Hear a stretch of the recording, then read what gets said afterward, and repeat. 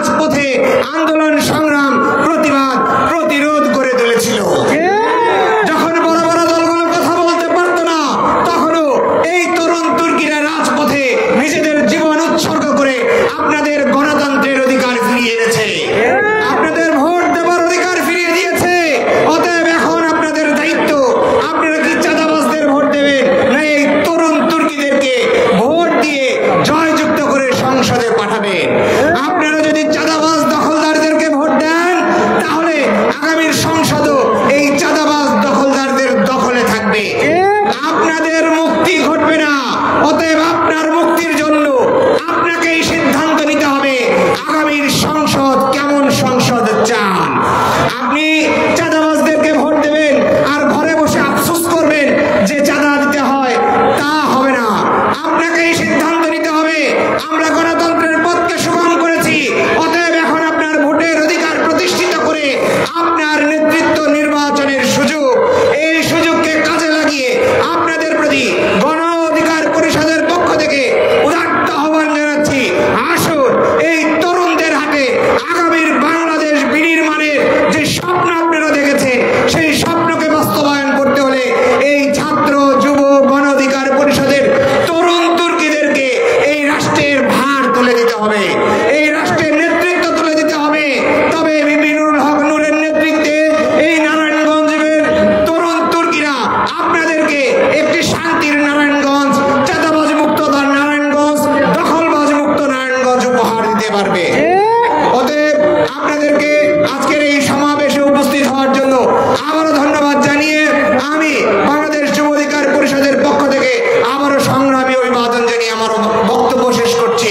তরুণের অঙ্গীকার, দেশ হবে জনতা।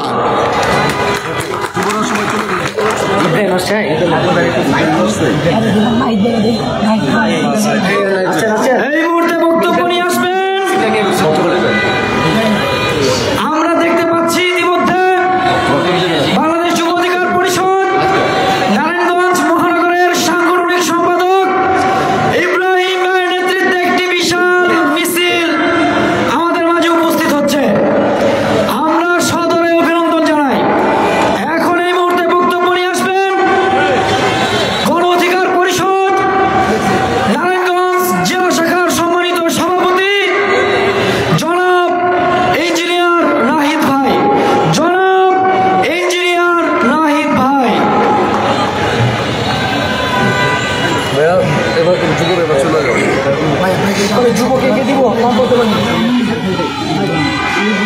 আসসালামু আলাইকুম ওয়া রাহমাতুল্লাহি ওয়া বারাকাতুহু। সময় যেহেতু সংকীর্ণ,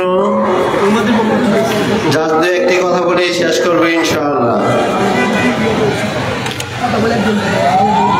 বাস্তবতা কখনোই কেউ চেঞ্জ করতে পারবে না, কেউ ফেলে দিতে পারবে না। বাস্তবতা সবসময় স্বীকার করতে হবে, বাস্তবতা সবসময় লালন করে চলতে হবে। 5ই আগস্টের আগে স্বৈরাচারী ফ্যাসিস্ট সরকারের আমলে কোন নেতাকেই দেখি নাই রাজপথে বলিষ্ঠ